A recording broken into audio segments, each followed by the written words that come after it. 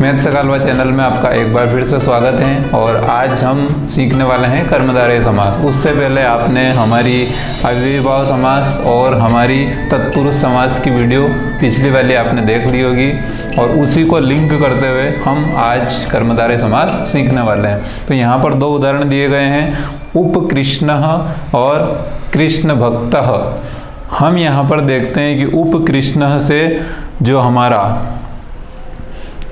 उत्तर पद है और यहाँ पर ये कृष्ण पूर्व पद है।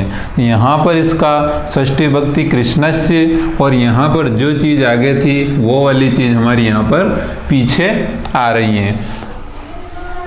तो यहाँ पर जो पहला पद है वो उप है, और उप हमारा अव्यय है, और यहाँ इस पूरे समास को मिलाने पर जो पद बना है वो पूरा हमारा अव्यय बना है, इसलिए इसका नाम अव्ययीभाव समास है। ये हम पढ़ चुके हैं। उसके बाद कृष्ण भक्तः, तो यहाँ पर देखते हैं कि जो कृष्ण से ये यहाँ पर पूर्व पद है और ये यहाँ पर उत्तर पद है। अब आप समझ सकते हैं कि उत्तर पद यहाँ पूर्व में लिखते हैं और यहाँ का पूर्व पद ही पूर्व में लिखा जाता है। तो कृष्णः भक्तः, तो यहाँ कृष्णस्य भक्तः अर्थात इसमें प्रथमा विभक्ति और यहाँ पर षष्ठी विभक्ति। तो ये व्यधिकरण तत्पुरुष समास है, यानी कि षष्ठी तत्पुरुष समास है, और यहाँ पर पूर्व पद पूर्व में रहता है और उत्तर पद में रहेगा। इसके बाद हम देखते हैं कर्मधारय समास। तो यहाँ पर ये समानाधिकरण तत्पुरुष समास का ही एक भाग है, या खुद इसका नाम ही समानाधिकरण तत्पुरुष है। इसमें हम अगर इसका विग्रह करते हैं तो समान धन अधिकरण, समान मतलब एक जैसा, या समान अधिकरण अर्थात विभक्ति, ऐसा समास जिसमें पूर्व पद और उत्तर पद दोनों की विभक्ति एक जैसी हो, वह समास आपका कर्मधारय समास कहलाता है। जैसे कि नीलम कमलम बराबर नील कमलम, तो यहाँ पर भी जो विभक्ति लगी है वही विभक्ति यहाँ पर लगी है। इसके बाद इस वीडियो में हम आगे देखने वाले हैं कर्मधारय समास की परिभाषा, प्रकार, उदाहरण और सूत्र, और उदाहरण 20 से ज़्यादा। तो सीखते हैं अब।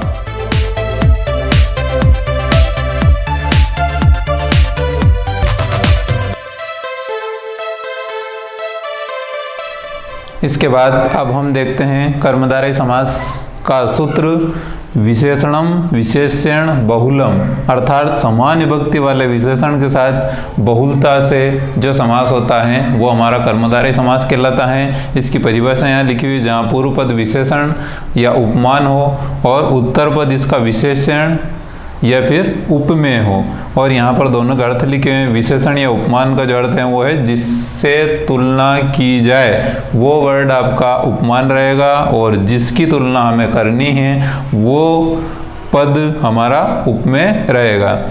कर्मधारय के 4 भेद रहेंगे, तो हम इन चारों के अभी उदाहरण आगे पढ़ने वाले हैं। तो पहला रहेगा विशेषण विशेष्य, दूसरा रहेगा उभय पद विशेषण। यहाँ पर ये जो विशेष्य है इसकी जगह भी विशेषण, अर्थात पूर्व पद भी विशेषण और उत्तर पद भी विशेषण। इसके बाद उपमान कर्मधारय, उपमान कर्मधारय में पहला पद उपमान और दूसरा पद उपमेय रहेगा।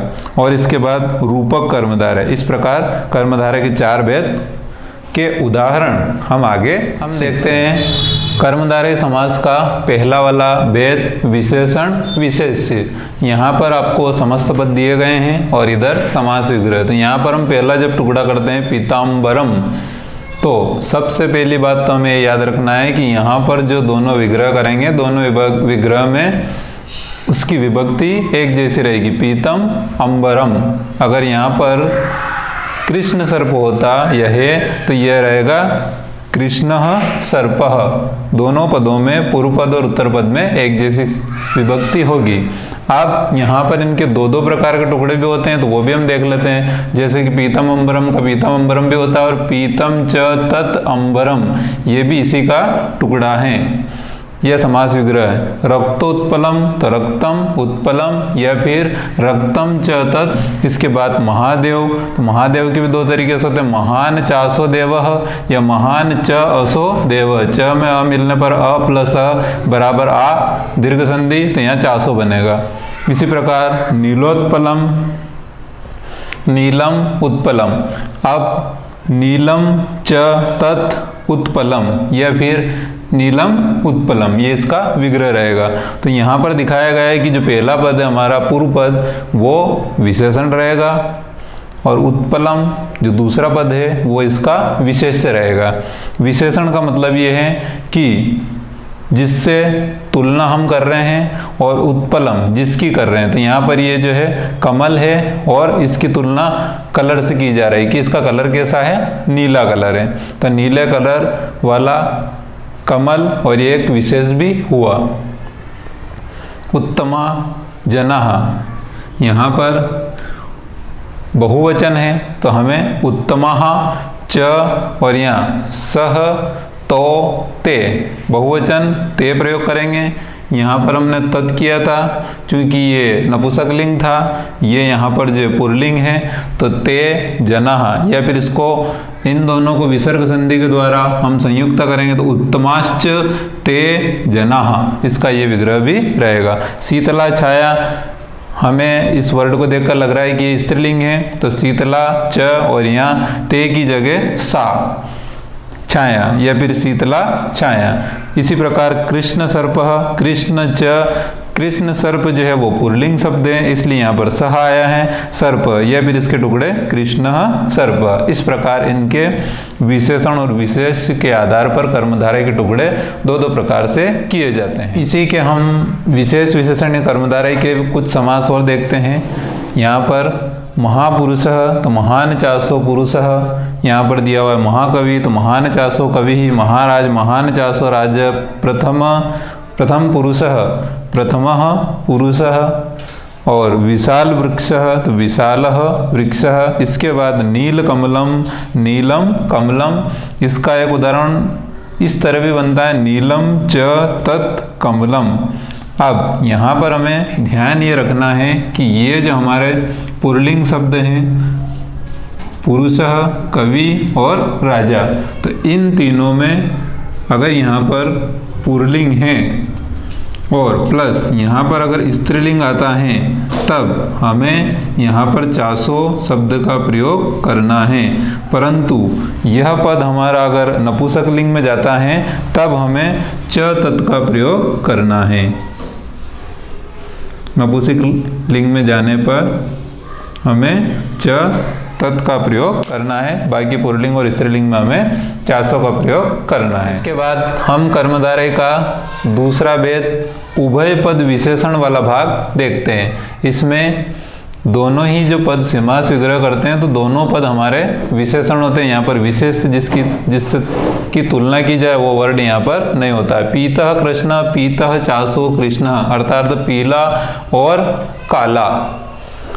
नील पीतम, नीला और पीला, तो यहाँ पर जो नीला शब्द है यह भी विशेषण है और पीला शब्द है यह भी विशेषण है। इसी प्रकार बाकी सारे आप देख सकते हैं सबके टुकड़े सेम रहेंगे। पुल्लिंग नपुंसकलिंग सभी में चासो लगा हुआ है क्योंकि ये उभय पद विशेषण है, यहाँ पर दोनों पद विशेषण है। और चासो और च तत् का हमें विशेषण विशेष्य कर्मधारय समास में याद रखना है। इसके बाद हम सीखने वाले हैं कर्मधारय समास का तीसरा भेद उपमान कर्मधारय। इसमें हमारे पास समस्त पद के बाद समास विग्रह होता है तो यहाँ पर पहला पद हमारा उपमान और दूसरा पद हमारा उपमेय रहता है। उपमान अर्थात जिस से तुलना की जाए और यहाँ पर जिसकी तुलना की जाए। घन श्यामः, तो यहाँ पर घनः इव श्याम, इस उपमान कर्मधारय समास में हमें याद रखना है कि सभी जगह में बीच में इव शब्द का प्रयोग करना है और इव शब्द का अर्थ होता है के समान, यानी कि बादल के समान, श्याम यानी काला। कमल मुखम, कमलम इव मुखम, यानी कि कमल के समान मुखम। अब इन दोनों समास में हम सीखते हैं कि अगर यहाँ घन श्याम पुल्लिंग है तो हमारे जो दोनों समास विग्रह में पूर्व पद और उत्तर पद में पुल्लिंग एक वचन का प्रयोग किया जाएगा। जो यहाँ विभक्ति वही हमें यहाँ प्रयोग करना है। यहाँ श्यामा है तो यहाँ श्यामा, तो यहाँ पर घना रहेगा। इसी प्रकार कमल मुखम में यहाँ नपुंसकलिंग एक वचन है तो हमें यहाँ पर कमल शब्द में भी एक वचन नपुंसकलिंग कमलम और मुख में भी मुखम प्रयोग करना है और बीच में इव, जिसका अर्थ होता है कमल के समान मुख, बाकी आप सभी देख सकते हैं। चंद्र का चंद्रम मुखम, क्योंकि यहाँ नपुंसकलिंग है। व्याघ्र पुरुष पुरलिंग, तो यहाँ व्याघ्र पुरुष। कमल नयनम, तो यहाँ कमलम नयनम। व्रज कठोरम, तो यहाँ व्रजम कठोरम। और दुग्ध धवलम, तो यहाँ दुग्धम धवलम। इस प्रकार हम विभक्ति का विशेषकर ध्यान रखें कि कर्मधारय समास में सभी उत्तर पद और पूर्व पद की विभक्तियां एक समान होती है, क्योंकि इसका नाम ही तत्पुरुष समानाधिकरण। इसके बाद हम कर्मधारय समास का चौथा वाला देखते हैं, रूपक कर्मधारय समास। इसमें मुख कमलम, तो मुखम एव कमलम। हमने इससे पूर्व जो पढ़ा है वहाँ पर हमारा शब्द हो रहा था यू का प्रयोग, और यहाँ पर एव का प्रयोग कर रहे हैं। हम इसमें यू की जगह एव का प्रयोग करते हैं, और अगर यू का प्रयोग भी करते हैं, जैसे मान लिया हम देखते हैं पुरुष नाग, तो पुरुष एव व्याघ्र। अगर यहाँ नाग या नाग, ये व्याघ्र भी इसका कर सकते हैं। तो यहाँ पर पुरुष सह नाग यू। अगर हम यू का प्रयोग करेंगे तो यू शब्द को हमें इन पूर्व पद और उत्तर पद के बाद में रखना है, नहीं तो अगर हम एव शब्द का प्रयोग करते हैं तो फिर ये इसके बीच में रहेगा। तो हम पहला देख लेते हैं, मुख कमलम मुखम एव कमलम। इसका अर्थ रहेगा मुख रूपी कमल। इसी का अर्थ आप चाहें तो मुख एवं ही होता है, तो मुख ही कमल या मुख जैसा ही कमल। अगला देखते हैं ज्ञान धनम, तो ज्ञानम एवं धनम, ज्ञान रूपी धन। यहाँ पर नपुंसकलिंग है, इसलिए हम भी दोनों पदों में नपुंसकलिंग एकवचन का प्रयोग करेंगे।